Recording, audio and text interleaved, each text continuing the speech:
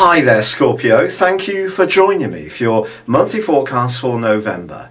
The month begins with the sun in your own sign and a clustering of energy still in the most sociable part of your scope in the sign of Virgo. But Mercury, the planet of communication, of talk and thought, of commerce, has been tracking its way for an extended 10-week period through a very psychologically tricky part of your scope. And it moves into your sign on the 2nd of this month. And this is something to really celebrate. But during that previous period, there may have been times when trust issues, vague anxieties, and just a little bit of mental inertia may have occasionally been gripping you. Now you can feel much more on the ball. And any plan which has been buzzing around the back of your mind can start to pick up speed and gain traction. But the quarter moon, which occurs on the 3rd of this month in the sign of Leo, suggests that not everybody that you're interacting with in the following week is necessarily going to be applauding any new initiatives that you try to go through with. And this is because you may be looking to change the status quo and they may be quite happy with how things are at the present time. So you're going to need to be persuasive but also compelling in any new ideas you've got in order to keep those people on side, whether it's a partner, whether it's your folks, or whether it's a boss. However, on the 9th of this month, Venus, the planet of love and affection, moves out of the most sociable part of your scope and relocates into the sign of Libra. This could see you, in the following 28 days, think a lot about someone from your past, an old flame. You may not consciously enter this period thinking about them, but over time things can get stirred up.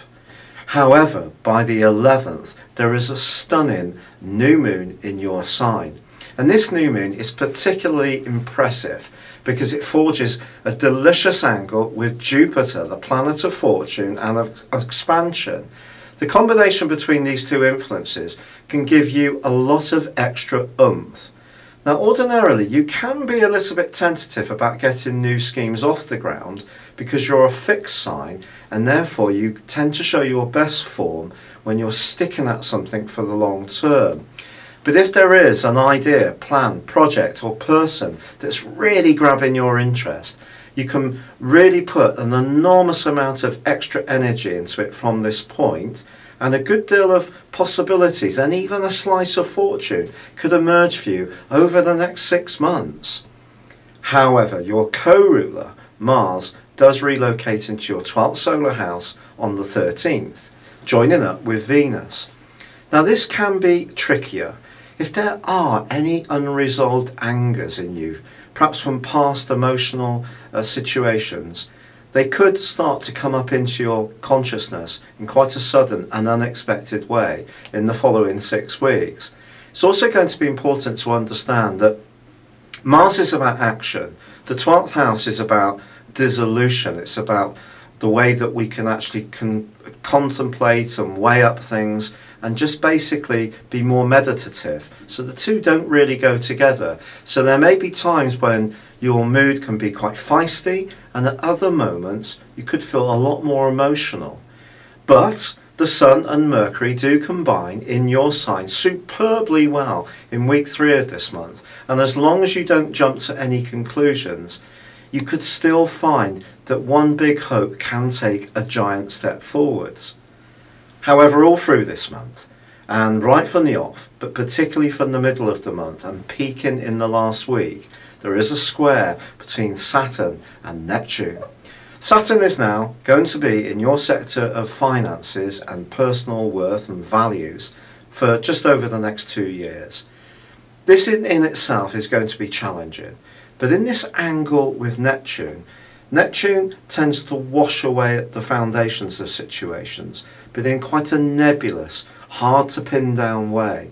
And it could just be that some of your basic structures in your situation may come under a little bit of pressure.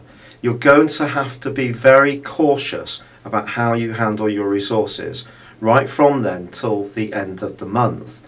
This becomes particularly so once Mercury and the Sun relocate on the 21st and the 22nd. Initially, on that particular weekend, you may find yourself feeling quite upbeat and in the mood to perhaps reward yourself in some way. You may even start to see the benefits of any hard work over the previous weeks starting to show up in a more tangible way.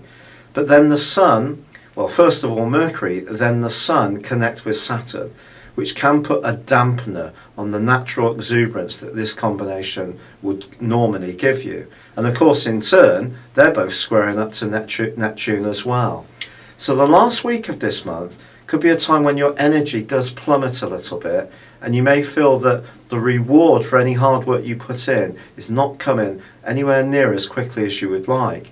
In fact, the demands of other people in terms of your money can actually mount up. And of course, with Christmas racing up, that could be linked to presents, especially if you have young children.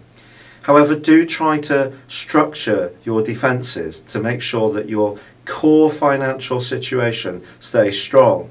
There is also a full moon on the 25th, which also opposes Saturn. And it may be a point where you have to make some more economies and really decide where you're going to prioritise your expenditure. But this can be a month which, as long as you keep that self-discipline around your costs, can, given months to come, can be the starting point of something very exciting that's really going to emerge next year. It's been a real pleasure being with you. Thank you for joining me. Good luck and goodbye for now.